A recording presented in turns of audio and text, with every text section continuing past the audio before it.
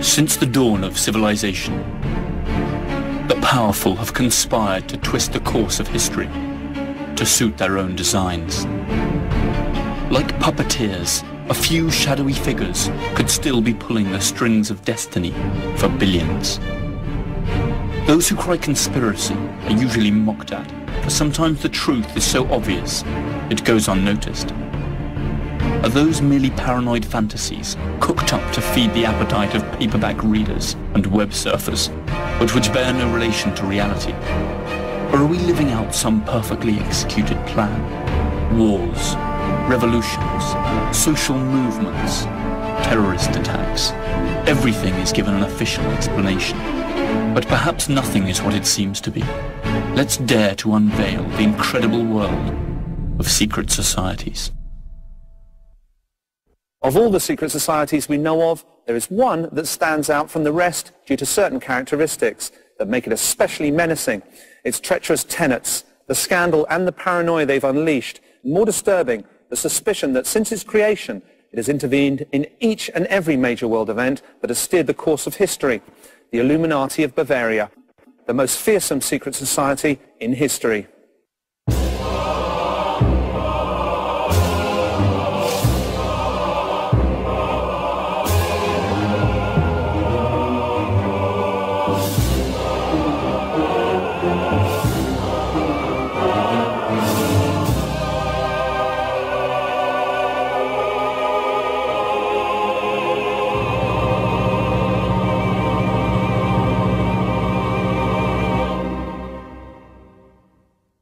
More than 200 years ago, here in Germany, in what used to be the independent electorate of Bavaria, a secret society was formed whose objective simply spelled world domination.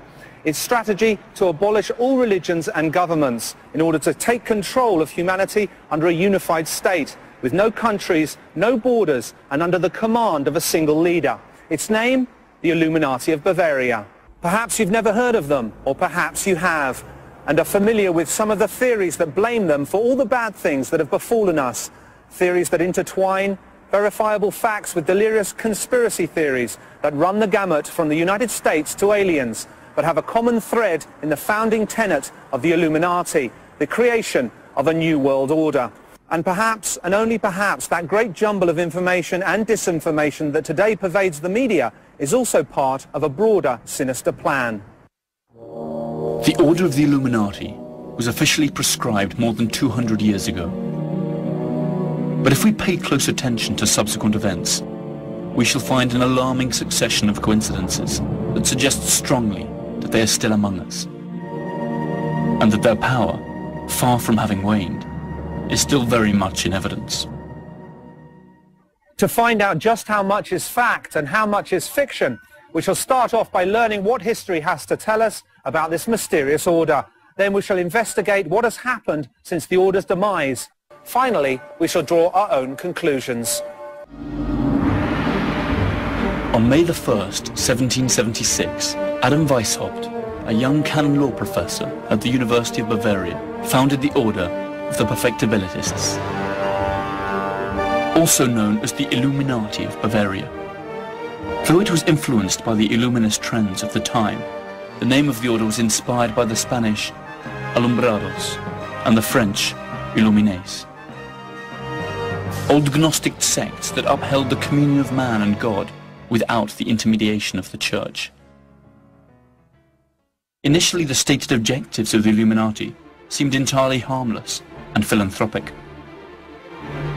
To stimulate a human and sociable vision, support virtue where it may be threatened or oppressed by vice, to promote the progress of merit-worth people and foster the benefit of those deprived of education. Adam Weishaupt. Little is known of Adam Weishaupt, but he was undoubtedly a mysterious man. Even his name has given rise to speculation. Adam Weishaupt, in German, can be broken down into Adam, the first man, Weis, knowledge or wisdom, Haupt, leader. That is to say, the first man that leads the wise, an entirely fitting name to define his role in the order he established and in the sinister plans he propounded. Adam Weishaupt was born in Ingolstadt, Bavaria, in the south of Germany in 1748. A convert from Judaism, he was raised and educated by Jesuits. A precocious intellectual, at the age of 28, he was dean of the Jesuit University of Canon Law at Ingolstadt. In spite of his apparent religious fervour and Catholic zeal, Weishaupt was obsessed with ancient Egyptian rites and rituals, and at the same time he also maintained regular contact with Freemasons, the historic enemies of the Catholic Church. Like many thinkers of that era, he admired Jean-Jacques Rousseau, who insisted that man was noble and free by nature, and could be governed without the need for religious or established institutions. The only practice that one ought to teach children is that they should never submit to one. Jean-Jacques Rousseau. The Illuminati were created within a Masonic lodge to which Weishaupt belonged. By that time, Freemasonry was already a prestigious secret society of long standing, and its excessive secrecy and closeness to the powers that be had turned it into the ideal nurturing ground for Weishaupt's order, who began to infiltrate it. The Freemasons, good keepers of secrets, would contribute knowingly or otherwise to the Illuminati plan. For his order, Weishaupt borrowed the strict, military-style hierarchical structure of the Jesuits and divided it into 13 degrees. First level, nursery, preparation, novice, Minerval, Illuminatus minor.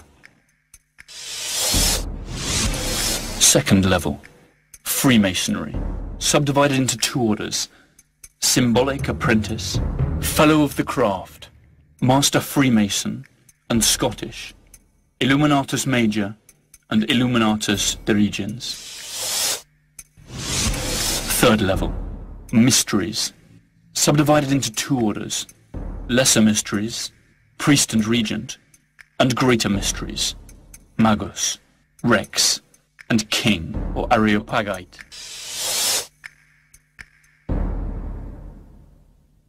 Curiously enough, the order was an incomplete structure. There were many minorvals, but the higher hierarchies were never completely filled, and they only existed in Weishaupt's mind, who proclaimed himself king, or Areopagite. Up until the year 1780, the Order of the Illuminati was only known within the boundaries of Bavaria. With the inclusion of Baron Nige, an enthusiastic Freemason reformer, new recruits flooded in. New academies for the Minervals were established and strict codes for secrecy enforced. The novices, or Minervals, did not know anyone in the order other than their instructor.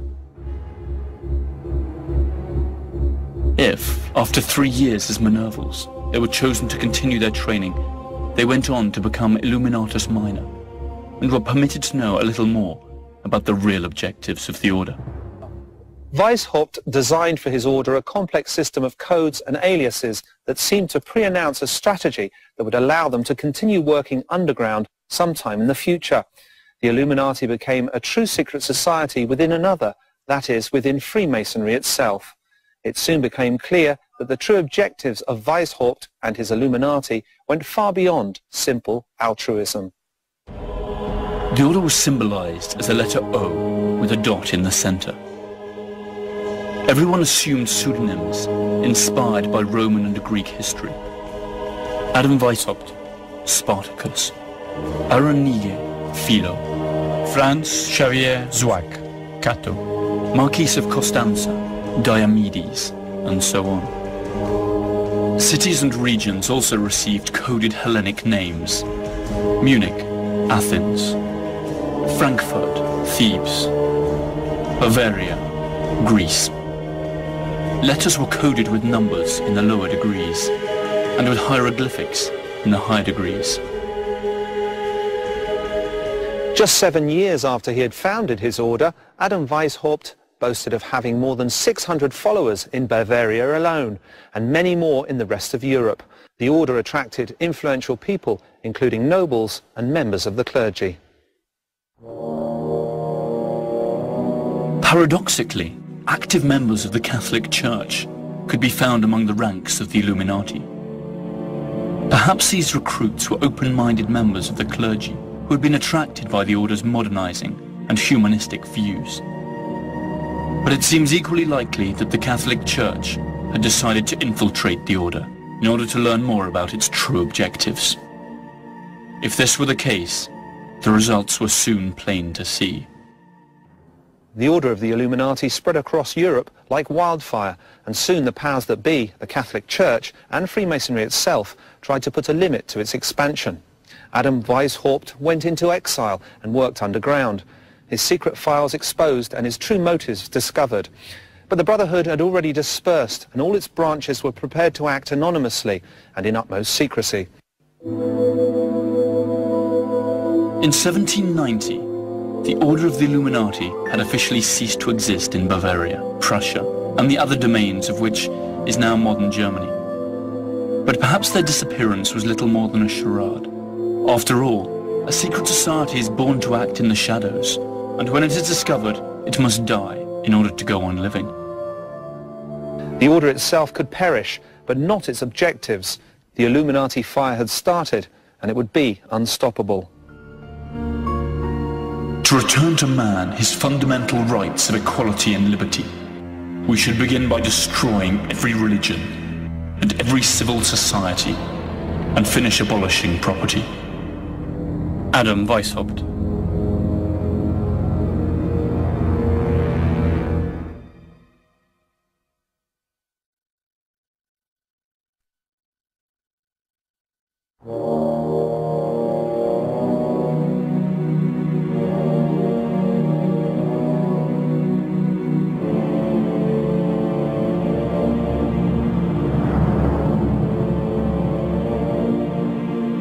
The secret society, known as the Order of the Illuminati, rose in the late 18th century. It was not the first secret society, and it would not be the last. But its name would always remain a magnet for conspiracy theorists, who maintain that it is still active among us today. 5 years after the Order of the Illuminati was created, Baron Adolf Knigge joined its ranks. He was the man behind its fast expansion and its attempt to infiltrate all of Freemasonry. Knigge, a bankrupt nobleman, a Freemason, a scholar and an occultist, found that Weishaupt and his Illuminati gave a new sense of purpose to his life. Knigge joined the order and worked for the Illuminati cause with fervor and conviction. In very little time, he was able to infiltrate most of the major Freemasonry lodges, with the exception of the English and Scottish ones, which perhaps due to their conservatism, rejected Knigge's liberal ideas. But barely 4 years after joining the order, Baron Knigge left, accusing Weishaupt of being a tyrant filled with delusions of grandeur, a megalomaniac that had deceived his own followers by claiming that the order had an ancient origin, when in fact it was a new cult tailor-made for his own personal glory. The events that followed would vindicate Knigge's charge. The innocent and charitable order of the Illuminati had deceitful objectives, and now, thanks to Knigge's contribution, it also had the capacity to achieve them. A short time after Knigge's desertion, Bavaria was buzzing with rumors that a certain secret order was aiming to put an end to established order and organized religion, and to create a new world order under a single unified government. This information could only have come from either Knigge himself or from those Jesuit infiltrators who had certainly witnessed strange initiation rites. A great deal has been said about the rituals of secret societies. The Illuminati were no exception. Perhaps the Jesuits who witnessed them decided it was time to act up. As a result of their testimony, the Catholic Church forced the Elector of Bavaria to ban the order. There were 3 rooms. In the last one there was a richly decorated red throne. On the other side there was a table with a red tablecloth, upon which lay the garments of the regent, a white leather cuirass with a red cross and a white cloak with another red cross.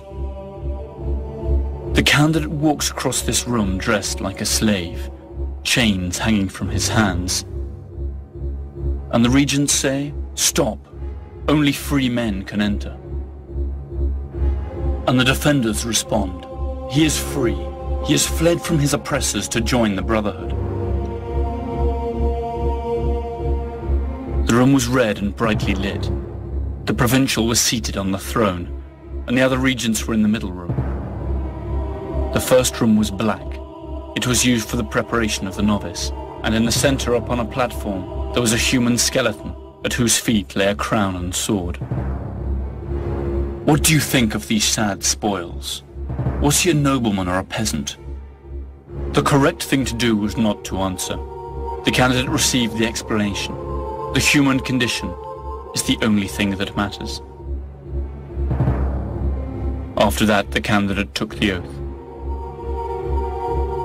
From a distance, these rituals seemed to be rather naive, and Weishaupt's objectives unobtainable, even risible. But if we continue to analyze the historical events that followed, our laughter might turn to a horrible grimace. In 1783, 4 professors of the Marianus Academy were interrogated at a court of law on account of their belonging to the order.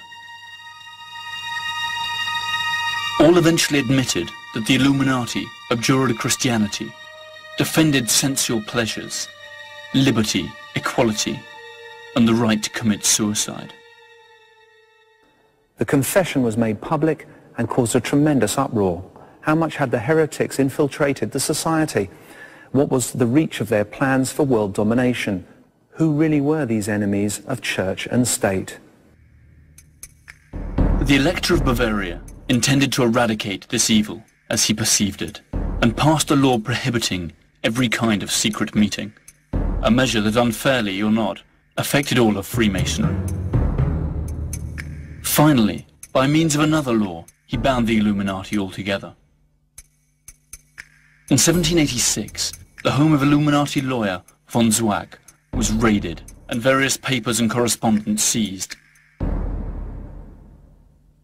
But it was a freak event that sealed the destiny of the Illuminati, a bizarre accident that would be taken advantage of by the critics of the order and used to deal them a fatal blow.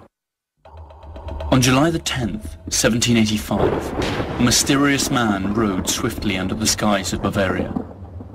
He was the apostate, Abbot Lanz, a friend and personal envoy of Adam Weishaupt, and an Illuminati. He never reached his destination. A lightning bolt struck him dead, leaving behind only his charred corpse.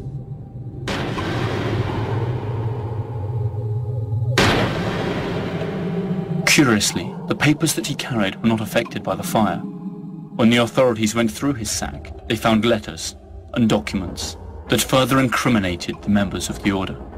Thus Weishaupt could not avoid the disclosure of his true objectives, together with confidential information about his order's most important members. His plans for world domination and the abolition of the state, religion and private property, all penned in his very own handwriting, had come to light.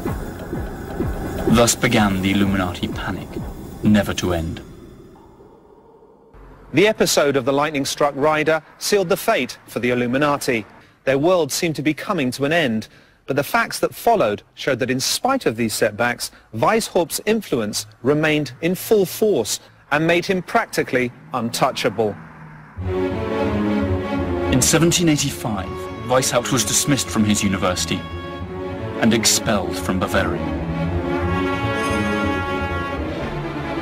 Amazingly, instead of sending him to prison, the authorities offered him a compensation payment of 800 florins per year, which he rejected. Weishaupt went into exile, avowing that the order would return 10 times more powerful. Whether or not he kept his word is still a matter for speculation. Bearing in mind the charges that were levied against them, the lightness of the sentences passed is quite suspicious. Some even had the good fortune to be compensated with ready money. Perhaps the order already had enough political and economic leverage to press on the authorities. The fact is that their enforced exile had an unwanted consequence: the dispersion of the Illuminati to the 4 corners of the globe. Adam Weishaupt found a safe haven in Regensburg, where he published a pamphlet in which he clarified the charitable principles of the order. He then took up residence in Gotha, whose duke was an Illuminatus. The official story says that he abandoned all political activity and made his peace with the Catholic Church. Thereafter to lead a tranquil life, far removed from conspiracies. Such a luxurious and peaceful exile strikes as a suspiciously serene end for the leading conspirator of his time. It is reasonable to suppose that Weishaupt could have kept on working despite his low profile. And even if his retirement had been genuine, the order of the Illuminati already had a life of its own, as would soon be detected during the one episode that shook Western civilization the most and lay the groundwork for a true new world order: the French Revolution. During its heyday, the Order of the Illuminati had extended its tentacles of influence to France. There it recruited, among others, Frederick the Dietrich, the mayor of Strasbourg, Mirabeau, the politician, and the Duke of Orleans, who recruited followers to the Parisian Freemasonry lodges.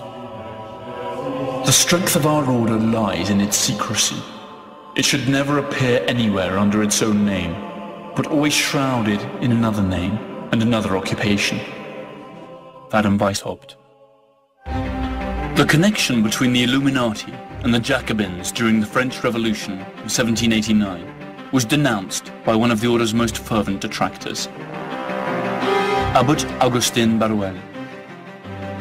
Likewise, the Scottish Freemason, author John Robison, devoted a long and verbose chapter of his work to what he regarded as the Illuminati's influence on the revolution. Robison maintained that Weishaupt and the Club of the Illuminati, together with the Club of the Jacobins, controlled the National Assembly, and from Paris ruled all of France. One wonders if the Illuminati acted in good faith, seeking to free the French from royal oppression, or if the revolution was merely a convenient vehicle for its plans for creating a new world order, free from monarchy and religion, but under their control.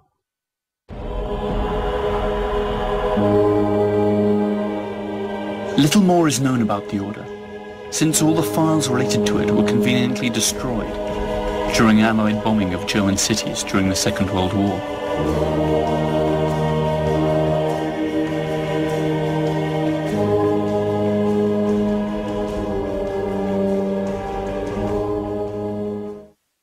Who were the Illuminati? Heroes fighting for liberty and reason, or demented tyrants who sought to enslave the world?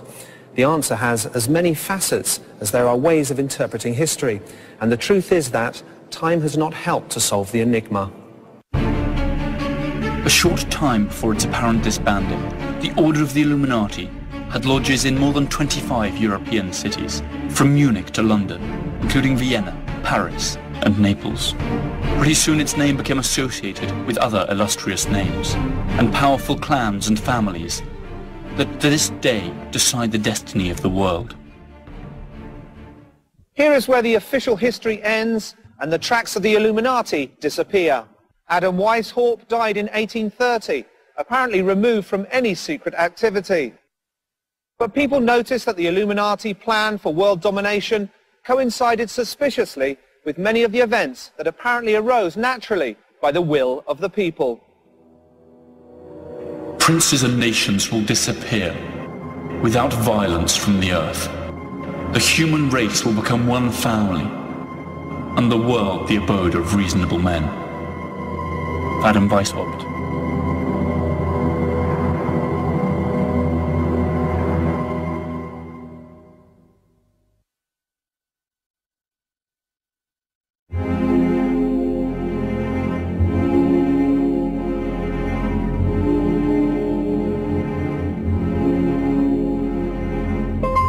Up until its apparent dissolution in 1790, the Order of the Illuminati boasted members in all the important European cities.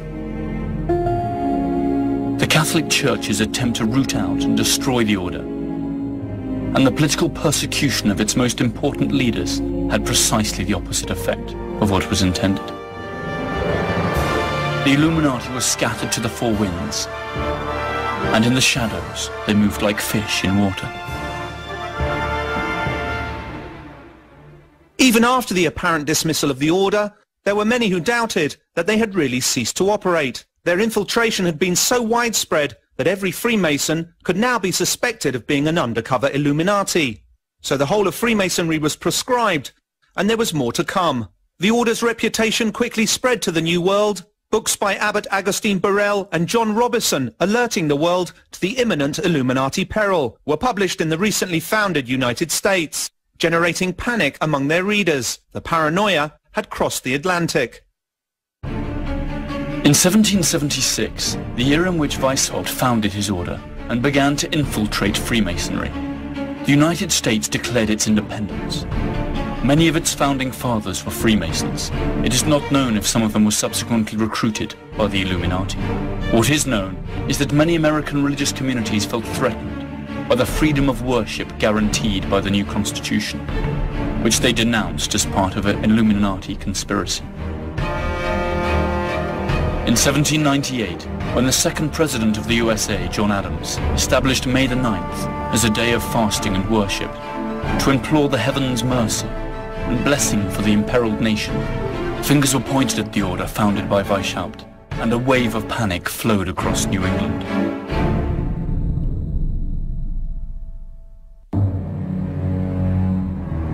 We should strive to do all we possibly can to endeavor the advance of the Illuminati in all important public positions. Adam Weishaupt. In Boston, Reverend Jedediah Morse dedicated his sermons to the Illuminati threat. The media echoed his words, but no firm evidence of Illuminati conspiracy was ever uncovered. An immensely vast, rich and potentially powerful country where the practice of Freemasonry was widespread and accepted was certainly a fertile land in which to sow the Illuminati seed. Up to what point was the Illuminati panic of New England exclusively based on absurd conspiracy theories promoted by zealous religious leaders? It was none other than Thomas Jefferson who, after reading Abbot Barrowell, came out in defense of Adam Weishaupt. In 1800, Jefferson wrote to his friend Madison, "Adam Weishaupt believes in the indefinite perfectibility of man. He thinks he may in time be rendered so perfect that he will be able to govern himself in every circumstance, so as to injure none, and to do all the good he can, to leave government no occasion to exercise their powers over him, and of course to render political government useless. This, you know, is not far removed from our own ideals." Jefferson's main opponents, the Federalist Party, founded by Alexander Hamilton, proclaimed that Jefferson as well as the Democratic Republican Party were all controlled by the Illuminati. Nothing was ever proven. Jefferson's party is the forerunner of the Democrats and Republican parties that today take turns to govern the USA. The Illuminati paranoia faded out in the 19th century, but almost 100 years later it was reborn, stronger than ever. In the early 20th century, English right-wing writer Nestor Webster stated without offering any proof that since 1786 a lodge of the Order of the Illuminati had become established in Virginia and 14 other American cities. According to her, this had given rise to a hidden theocracy of Jews, Kabbalists, Masons, anarchists, Illuminati, occultists, and heretics. With her ignorance and racism, Nestor Webster contributed to a renewal of interest in the order she manifestly abhorred, and formally introduced anti-Semitism as an important element in conspiracy theorizing. Sadly, no conspiracy theory is worth its salt if it does not include the Jews in it. The writings of Nestor Webster may have stoked the flames, but the fact remains that long before that, and long after, theories of world domination have always included economic power, especially international banking, an activity that is often exclusively and mistakenly attributed to Jews. And the Illuminati conspiracy was no exception. Many authors of of supposedly serious history books uphold the idea that international banking is in the hands of the Illuminati Jews, who for centuries have financed both sides fighting wars in order to create anarchy and chaos, a state of affairs that would, in their view, inevitably lead to a new world order, which the Illuminati would come to control. The bête noire of these conspiracy buffs is the Rothschild clan, immensely powerful and conveniently Jewish. History tells us something different. The only connection between the Rothschild clan and the Illuminati is that the patriarch of the Rothschild clan, Amsel Meyer, had, among many other clients, Prince William of Hesse, who seems to have been one of the first members of the Order of the Illuminati. Though it's true that the Rothschilds, in common with almost all European bankers, financed wars and revolutions, this activity, though morally questionable, does not constitute evidence that they were world conspirators or Illuminati. There is no proven connection between Jews and the Illuminati. However, in the early 20th century, another English writer, Lady Queensborough, proclaimed and denounced the existence of a global conspiracy in which Jews and the Illuminati played a key role. Her books, though poorly researched and devoid of proper evidence, were widely read at the time, a period which we should not forget coincided with the rise of Adolf Hitler and the slaughter of 6 million European Jews, among other victims. In spite of the conspiracy theories that link Judaism, international banking, world domination, and the Illuminati, Weishaupt himself wrote, "Jews, pagans, women, monks, and members of other societies are excluded from the order." The vast majority of Illuminati were Christians by birth. Many of them were drawn from the nobility, and were even clergymen. Women and Jews were only to be accepted in separate lodges and academies. In spite of this, it has frequently been claimed that the protocols of the learned elders of Zion, an anti-Semitic rant drawn up by the Russian Tsar's secret police, is in reality the literal transcription of a discussion of Illuminati Congress, where a group of Jews outlined plans to take over the world.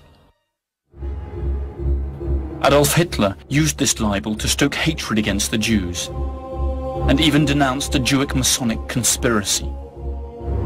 The curious thing is that many of the very same authors and conspiracy hunters who attacked Jews and Freemasons do not hesitate to accuse Hitler himself as a covert Illuminatus, together with Stalin and Marx,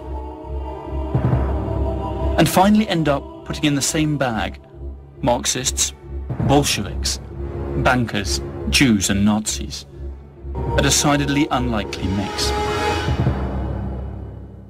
Jews have not been the only ones to be singled out.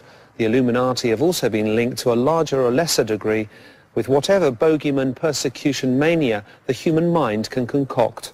Terrorists, demons, even extraterrestrials.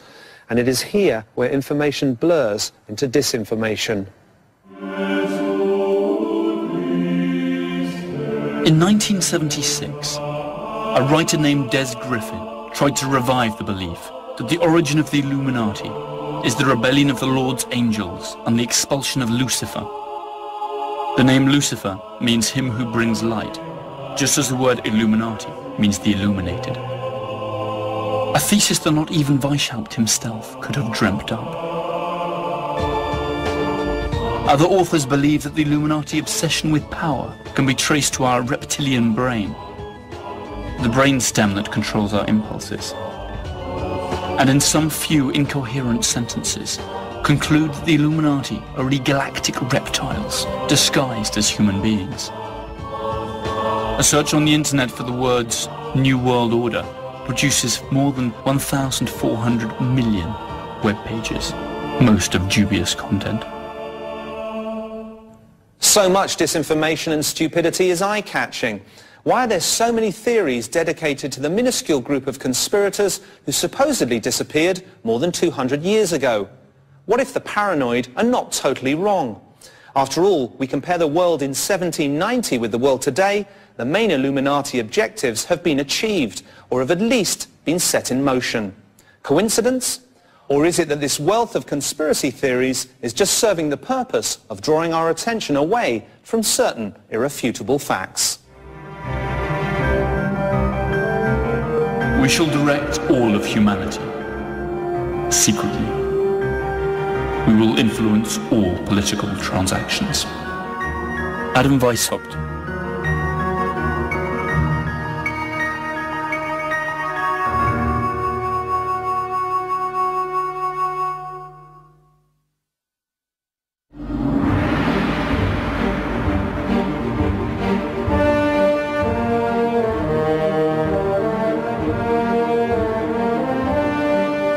Since its dissolution in 1790, up until the present day, the Order of the Illuminati has been the prey of choice for a legion of conspiracy hunters.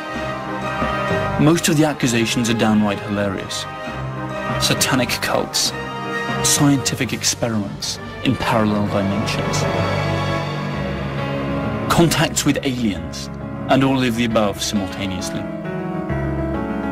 So much disinformation helps conceal certain historical facts that chime perfectly well with the original Illuminati plan to generate a new world order under their control.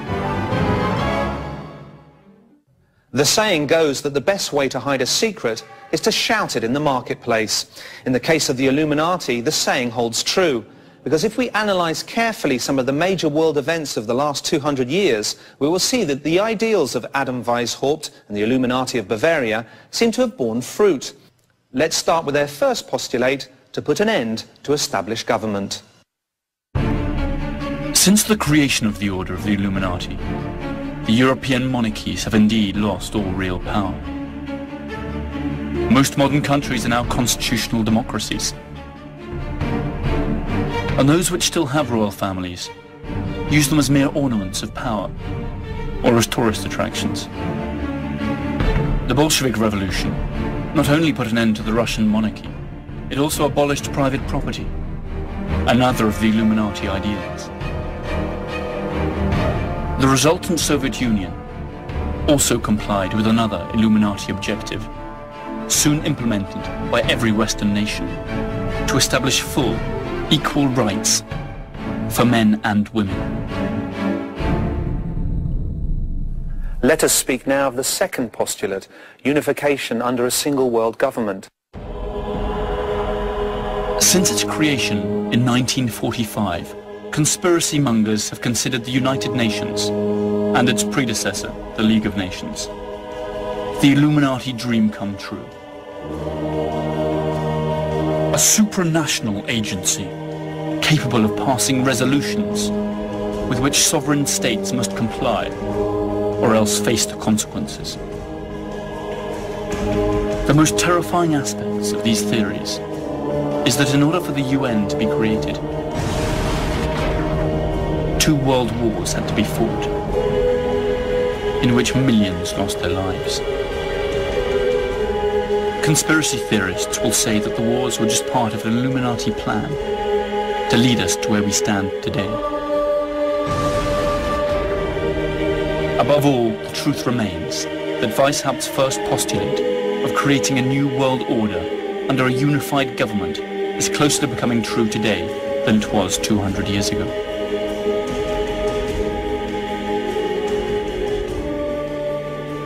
And what about the third objective of the order? To put an end to religion. When Weishaupt spoke of religion, he spoke of the established religion in Europe, Christianity. So what of Christianity today? Thanks to the secret activities of the order, or else the growing influence of humanistic and rationalistic doctrines, since the creation of the Illuminati, the Catholic Church has been steadily losing its influence.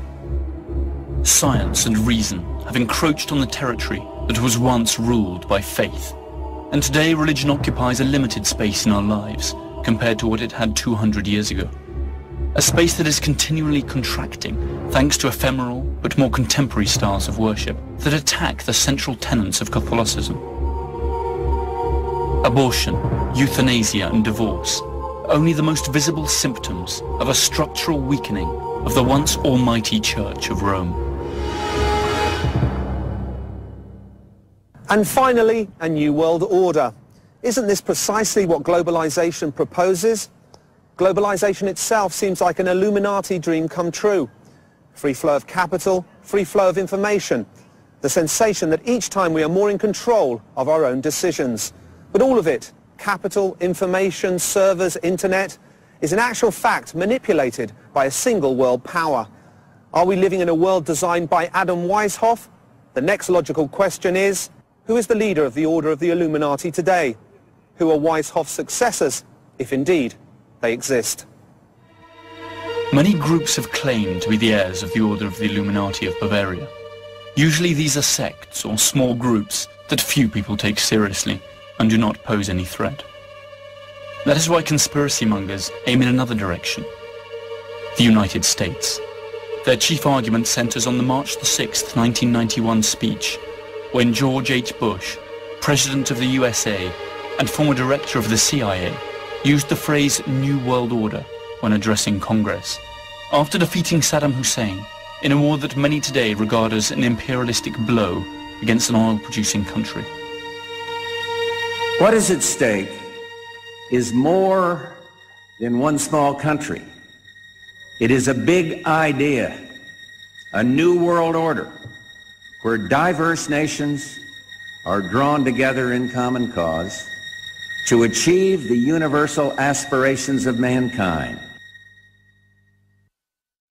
The theory contradicts itself in as much as the government of the USA is actually one of the most conservative in the modern world.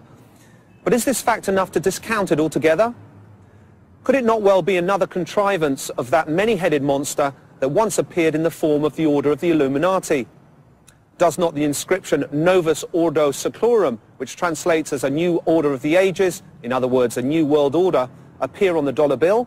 Were not most of the founding fathers Freemasons, along with many of the prominent public figures who followed them at a time when Freemasonry was infiltrated by the Illuminati? One must speak at times in one voice, and sometimes in another, so that our true purpose turns out always to be unfathomable to the lower members. The end justifies the means. Adam Weishaupt. The fact that the most powerful country in the world is run by Illuminati is without doubt a laughable theory, but a laugh that brings a chill. Because if it were true, what does the Order have in store for us in years to come? And worse, how deep is their power of infiltration? Is the power of the Illuminati simply an exaggeration by bestseller writers and fools? Or are we on our inevitable way to a new world order?